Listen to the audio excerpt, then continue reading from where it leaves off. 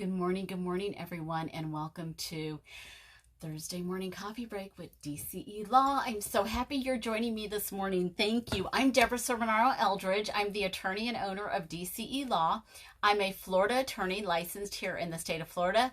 So generally, all information that I provide is based on Florida law. However, this week, and this month really in general, we're going to be focusing on some federal laws. And we're starting with something called IP, which is intellectual property. And so your question may be, well, why in the world do I need to know about something called intellectual property?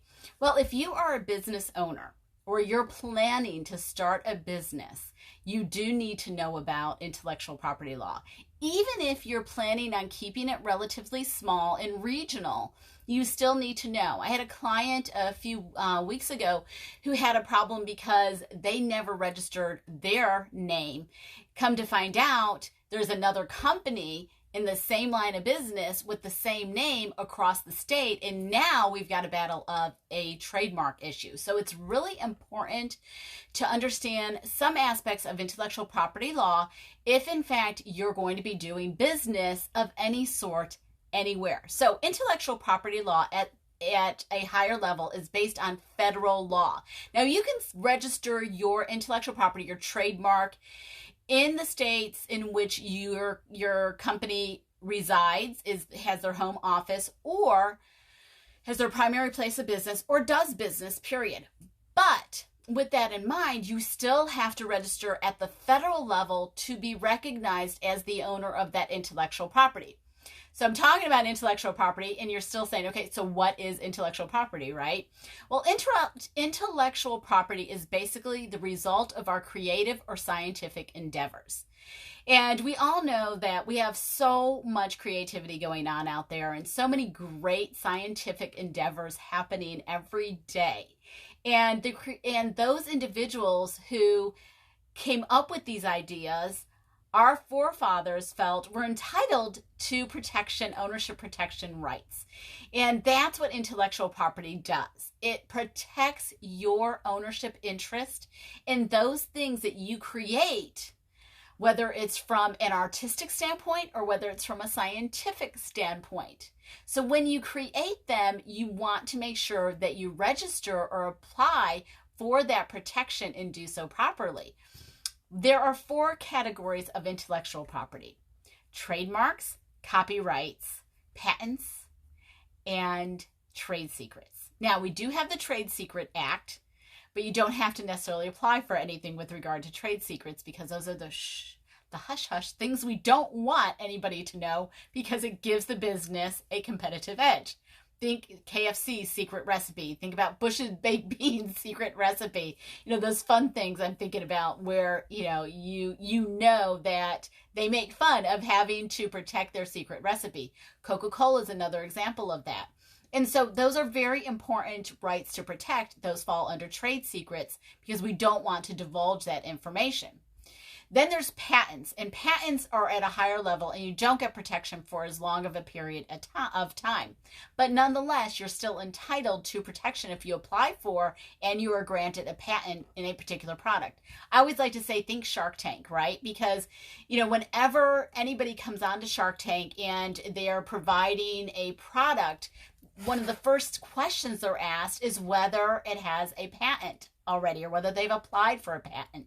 Why? Because the potential investors want to know whether there's any issue at the outset with regard to the ownership of that product. So if in fact a patent has actually been granted, that's fabulous because then they know they don't have to worry about somebody coming in and trying to claim ownership of it if they want to invest in that product.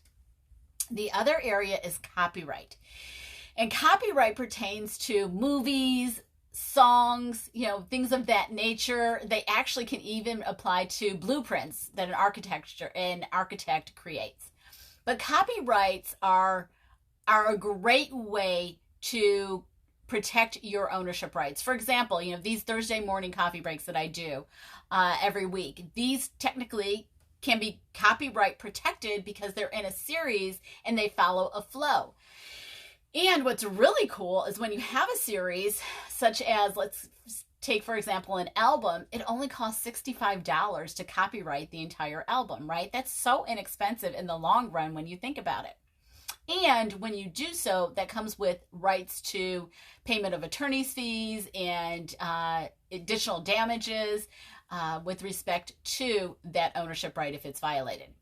Then we have our final category, which is trademarks, which is one of the hottest categories from the standpoint of branding. So if you are branding yourself, then you do need to think about trademark. And you need to think about trademark because when you trademark your company name or you trademark your logo or whatever it is, even if it's your full name, however you're writing the name, whether it's being written in cursive, whatever it is, you have a right to apply for a trademark in it, which means that it gives you ownership rights in that particular logo, company name, whatever it is.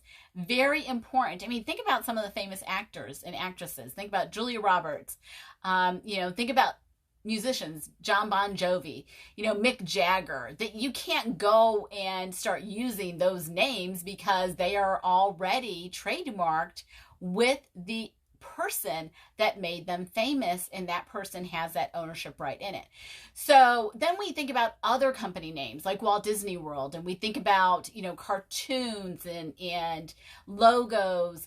And so one of the things you don't want to confuse is like an artistic creative work that is more akin to a cartoon or something artistic from that nature with a trademark. Because here, for example, is Tinkerbell, right?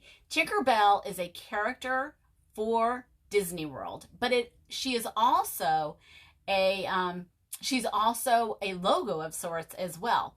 But as a cartoon character, they would have created a copyright in the artistic expression of Tinkerbell and any cartoons, of course, in which she is a character or utilized.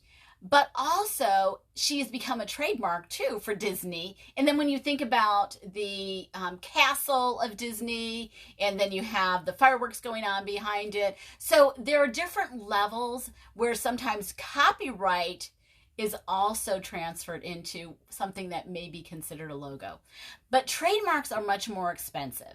With a trademark, you actually are paying $250 per mark.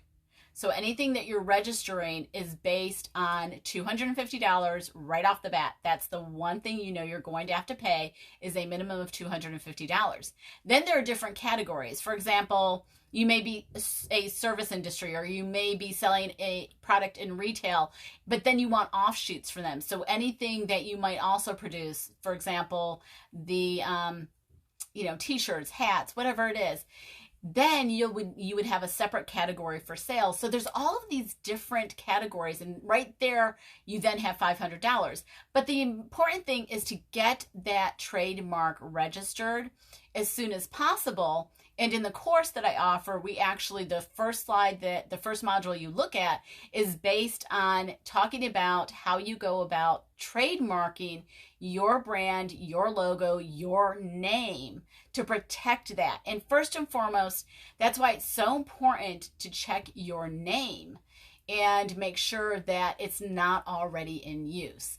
Next week, we're going to be talking more about trademarks and really focusing in on trademarks and the value of trademarking your brand and your name and how you actually go about doing that from a general standpoint. And then after that, we'll be talking about real estate this month and those issues. So we have more general topics that aren't necessarily Florida specific. And so I'm excited that I can go ahead and I can give you that information from a broader standpoint. So thank you for joining me today. If you have questions or if there's particular topics that you'd be interested in learning more about, please message me, because that's actually how this topic came to be this week. Is one of my followers asked me about her trademark and her logo and what she should do. And I said, let's do a live on that next Thursday, because here's the thing. If you have that question, chances are many other people have that same question. So you're adding value and helping me to add value to other people's lives. Thank you for joining us, and I hope that you will join me again next week. Also, please follow me on Instagram at DCE Law and on my YouTube channel, which is DCE Law as well. Thank you again, and send me your questions, whatever you have. I'd love to answer them. Ciao.